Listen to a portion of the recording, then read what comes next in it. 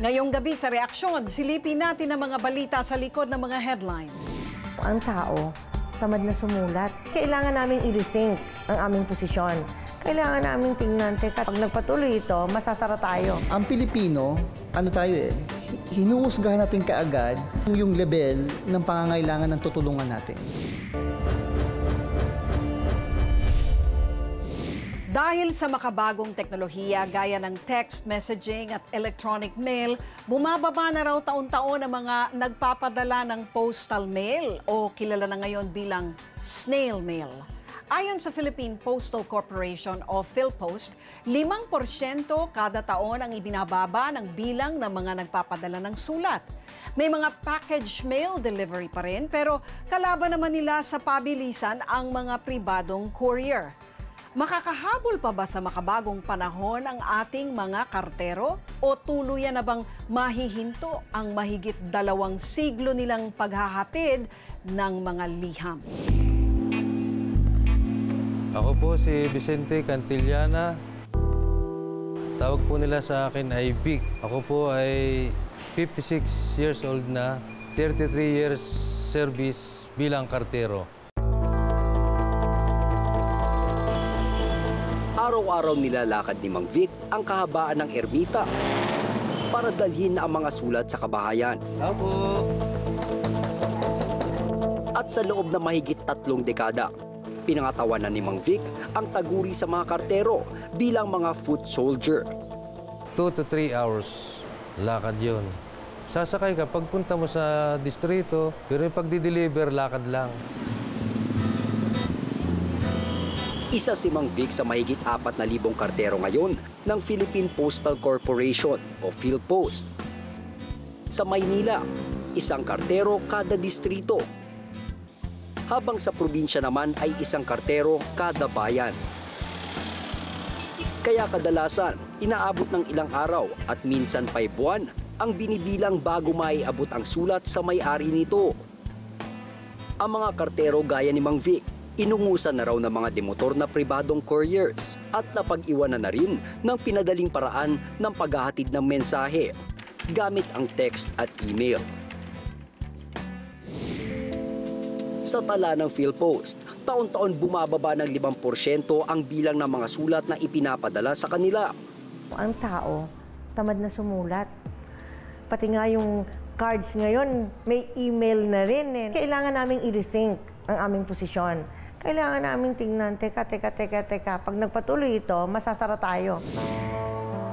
Malaking problema raw ng ahensya ang kawalan ng suportang pinansyal mula sa gobyerno. Ang masaklap, libre pa raw ang kanilang serbisyo sa ilang ahensya ng pamahalaan, gaya ng COMELEC, Senado, Kongreso at mga korte sa bansa dahil nakasaad ito sa batas. Dahil dito, ang kita ng PhilPost na umaabot sa 52 million kada taon, kulang pa pampasweldo sa mahigit 7,000 nilang empleyado at pambayad sa halos 4 na milyon kada buwan nilang bayarin sa tubig at kuryente. We are a service company.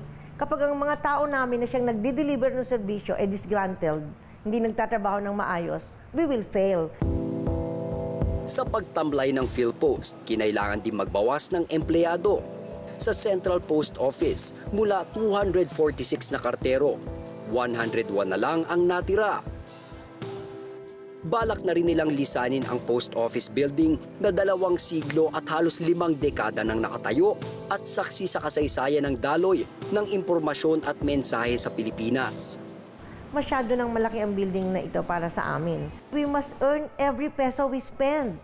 Kaya kung makakakuha kami ng mas maliit na lugar, from the savings alone in our power and water bill, ang laki na kagad ng matitipid na pantulong pa namin na magagamit para sa modernisasyon. Sinisikap naman daw ng PhilPost na maipagsabayan sa makabagong panahon. Kaya na naming ipangako, next day delivery. At kung hindi namin madala next day, babayaran namin at ibabalik ang kliyente. Sa ibang bansa gaya ng Thailand, pati cake at tinapay, idinideliver na ng postman. Sa Germany, mga labada naman. Kaya ang PhilPost, bukod sa sulat at mga dokumento, may ibang serbisyo na rin.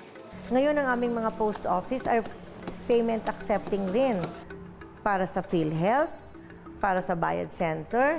Pumunta ka na lang sa post office mo kung gusto mong bayaran ng electric bill mo, gusto mong bayaran yung billing ng water district mo. Alam nyo, sa ibang bansa, at yun yung aming sinisikap ngayon na maabot at magawa, pati taxes, dun binabayaran sa post office. Balak din nila magdagdag ng mga delivery truck at motor para sa mga kartero. Ang mga ito ay makatutulong para mapabilis ang paghahatid ng kanilang mga kartero ng sulat at padala. Pero ang bulto na magiging kapalaran ng PhilPost nakasalalay pa rin sa mga magpapadala. Ayon naman kay Xiao, isang historian, nakapanghihinayang ang tila naghihingalong kultura ng pagsusulat at tradisyonal na paraan ng pagpapadala nito. Nawawalan tayo ng record o written document tungkol sa ating mga iniisip. Pagsusulat at pagpapadala ng sulat at pagpapadala ng postcard ay isang paraan to preserve kung ano man yung kaisipan natin, kung ano man yung mga mahalaga sa atin. Yan yung purpose din ng pagpapadala through the post office, ay magkaroon ng tangible historical record yung karanasan natin ngayon. Para naman kay Jonathan, sayang ang nasimulan niyang koleksyon ng selyo kung matitigil na ang operasyon ng PhilPost na siyang gumagawa ng mga commemorative stamps. Ang bawat selyo tila salamin din ng kasaysayan ng bansa. These artwork reflect the values of society. Ano ba yung mga pinapahalagahan nila? So if you commemorate a person, you commemorate an event, nakikita mo na yung mga bagay na yun, yung mga tao na yun, yung mga okasyon na yun, ang mga pinahahalagahan ng lipunan sa panahon na yun. Kaya patuloy pa rin siya sa pakikipagbalita ng sulat sa pamamagitan ng post office. Maisal pa lang ang unti-unting pagkawala ng handwritten letters. Iba pa rin yung pag nagsusulat mas nasa memorya mo, mas naaalala mo, mas nagkakaroon ng halaga sa'yo. Ang mga sulat niya ang isa sa mga patuloy na bumubuhay sa mga karterong tulad ni Mang Vic. Pero kung ang modernisasyon ng PhilPost ay mananatiling plano lamang, bilang na raw ang araw ng paglalakad at paghahatid ng padala ni Mang Vic. Gaya ng kultura ng pagsusulat ng liham na kung hindi pahalagahan ay maaari na ring matuldukan. Ako po si Renzo Kiko, nag-uulat para sa Reaksyon.